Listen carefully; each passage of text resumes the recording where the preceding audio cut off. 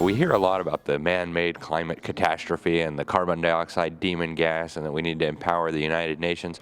What do you think? Are we really heading toward a man-made climate catastrophe, and is the United Nations really the solution? If we continue with the way we're doing and claiming that there's a man-made catastrophe, it will be a man-made catastrophe, but it won't be because of the physics of the atmosphere being altered by CO2. What's happened is that a group decided to use global warming as a global agenda to override the nation states' control of the world, and so you had this overarching problem, which then they could argue, well, no one nation can deal with this. This has got to be done at the United Nations, and we've got to impose global carbon taxes to pay for it all. So the whole thing has been premeditated and deliberately orchestrated to create control. So as I said, and just to illustrate my earlier point about man-made catastrophe, they've got all of the governments of the world preparing for warming. In fact, cooling is occurring. It's part of the natural cycle, and the sun is in a quiet period. And cooling is a much greater threat to everything on Earth, plants and animals and humans. And in fact, to illustrate that, back in the 70s when I started, global cooling was the consensus. The CIA did 3 studies of the impact of cooling on food production and social unrest around the world.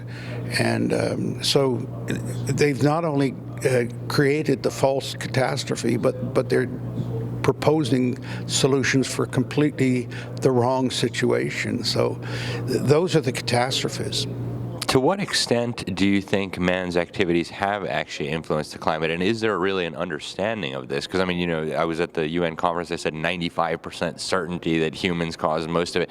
What's the real state of the understanding here? Well, the 95% certain is purely a conjecture of their computer models, and their computer models leave out almost 90% of the natural causes of variation. So it's a circular argument that you say, well, human CO2 is causing global warming. Well, how do you know?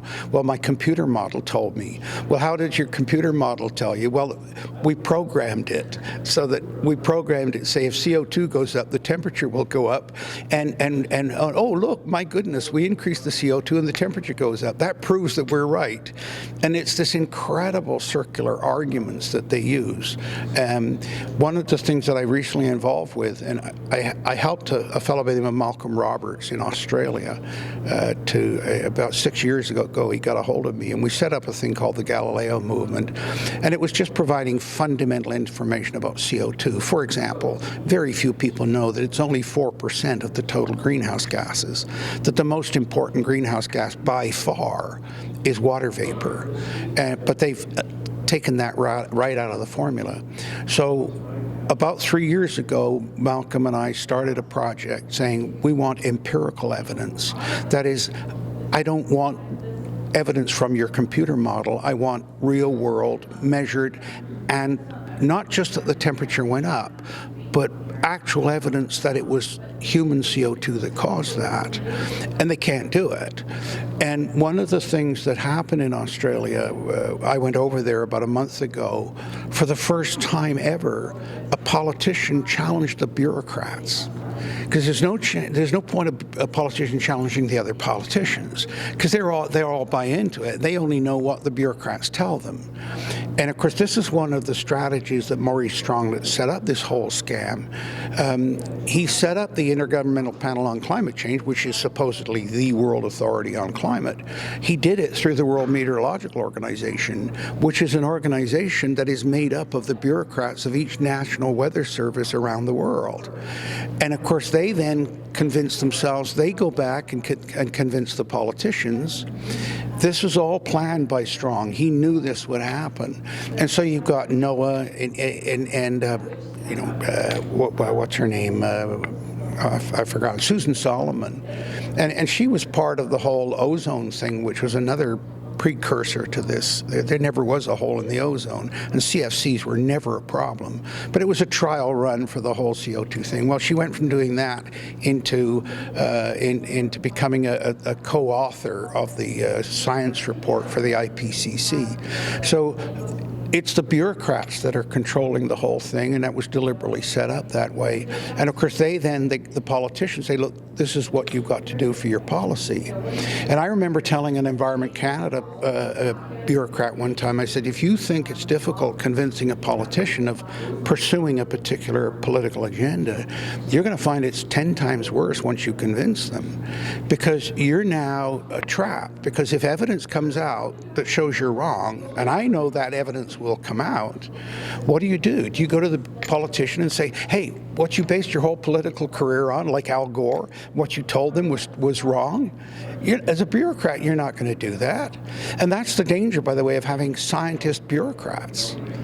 There's no freedom to it. They've got to follow the political agenda that they've adopted. And as I said, that was all part of the strategy. And of course, also, they controlled all the funding. And I'll give you an illustration of that. In Canada, in order to keep government funding of different parts of academia arm's length from politics, they set up funding agencies. So they have what they call the Social Sciences and Humanities Research Council. Well, they fund money to all of those, social sciences, humanities. And then there's the Medical Research Council, which fund medical research. Environment Canada were the only group funding directly the climate research. It wasn't going through one of these separate arm's length from government agencies. But that was all part of the plan, is keep the bureaucrats, keep the bureaucrats in control, keep the political influences out of it. So everywhere you look, you see this strategies, deliberate, premeditated to achieve a certain result. And the result was to demonize CO2 and say that it was the byproduct of that evil industry that was causing development and destroying the world. And we've got to shut down those industrialized nations, and we've got to make them pay for their sins by paying for the CO2 they've produced, and we'll take that money and give it to the developing nations in this great social world redistribution of wealth. And once you understand that, then you start to understand how the science was created to support the political argument, and it's really a frightening scenario. You touched briefly on the climate models that have been such a central part of this whole scare. What is the state of the climate models? Are they improving? Do they have a decent track record? What have they matched up with the observed phenomena that we've seen? Well, it's not just climate models, it's all models. We become enamored of models, partly because they're coming out of a computer, and anything from a computer must be sheer genius, forgetting the fact that it was a human that built the model in the first place. And, there's that old GIGO or GIGO, I don't know how you pronounce it, which was garbage in, garbage out. I say that now with climate, it's gospel in, gospel out, right? So you create the model to produce the results you want. And one of the weird things I've done in my career is I love to collect comments or that represent a whole period of time. One of my favorites is Alan Shepard, when he was blasted into space as the first orbital astronaut. And they said, what were you thinking at the time of launch? And he said that every part was made by the lowest bidder, that kind of thing. But my favorite so far for the 21st century was Alan Greenspan, when he appeared before the Markey Committee. And they said to him, well, what went wrong in 2008? And Greenspan said, my model was wrong. Right, and then they said, well, how long have you been using that model? Well, 40 years, right? So this models are a problem across society, and the difficulty with them is that you can create the model to produce the results that you want, and then you can claim that that's viable data. And to give you an idea of how bad it's become, in climate, what they do is if they don't have data of a particular part of the climate system, they will create a model that will produce data, and then they use that model-produced data as real data in another computer model. That's how bizarre and incestuous it's become. And of course, part of the difficulty is we know virtually nothing about the world. we've got no measurements of anything. The temperature record, for example, most of the world, there's no weather stations. 85% of the world, there's no weather stations. So what do? Well, you have to sort of average or estimate or make it up, which is what they've been doing. And I've given evidence at trials. I've chaired commissions of inquiry, at least a dozen of them. There's always the same conclusion. We didn't have the data to figure out what was wrong. Every single rule was either being bent or broken completely, and that we're just careening along at, sort of breakneck speeds, just a heartbeat away from disaster all the time. And it's almost like Shakespeare's, comedy of errors, that every once in a while the circumstance creates a tragedy of errors, and everybody's saying, well, what happened? What went on here? And then when you start investigating it, you find out that nobody really knew. We're really, you're pushing ahead into the dark, which is fine. You've got to make progress. But it's usually based on so little data or information. And so your opportunities for risk management are very, very limited. And that's made even worse by these computer models, because you can come in and say, well, my computer model says, well, everybody, oh, my computer model, it's very technical and it's very serious, and therefore it has a credibility that it simply doesn't deserve. And so the computer models, general circulation models, there's no data on which they're built. They made up most of the data for the model, and then they've programmed the model to produce the results they want. And the result is that with the IPCC, for example, the first models they started in 1990, every single prediction that they've made has been wrong. And in the first 5 years of prediction, 1990 to 1995, they were 400% wrong. But what they did was, instead of saying, well, we better look at the model and the physics we're putting into it, they stopped calling them predictions. They started calling them projections. And they said, well, there's a range of projections. So they said, well, this is the lowest estimate of projection, and here's the middle and the highest. Well, even their lowest projection of estimates have been wrong, but they still keep putting them out there. And of course, what's worse is, and your earlier comment about 95% sure that humans are causing it, well, that's what their models told them.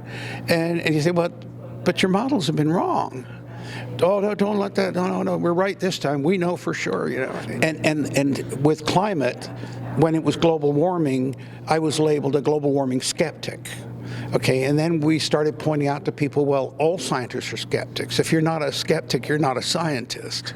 And they say, oh yeah, well, and then when it changed from global warming to climate change, suddenly then they raised the ante, because it suddenly then became climate change denier, with all of the Holocaust connotations of that.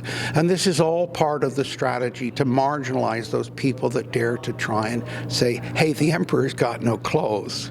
Of course, I always like to point out to people that it was a child that said that, because the adults were afraid to speak out. And so I guess I'm childlike and foolish enough to stick my head up and say, hey, no, this is wrong. And you suffer the consequences. And of course, the problem with that is other people see what's been happening to me and say, no, I'm shutting my mouth. I'll take my paycheck and move on. And that's how these people get away with these things. That unless we're willing to entertain and listen to all points of view all the time, you're doomed to being exploited. And I say that marginalizing is easy. By the way, with the climate change denier, my response to it is, no, I've never denied climate change. In fact, my whole career has been promoting understanding that the climate changes all the time. So once you start to explain those things to the ordinary people, they start to see what's going on. But it's very difficult.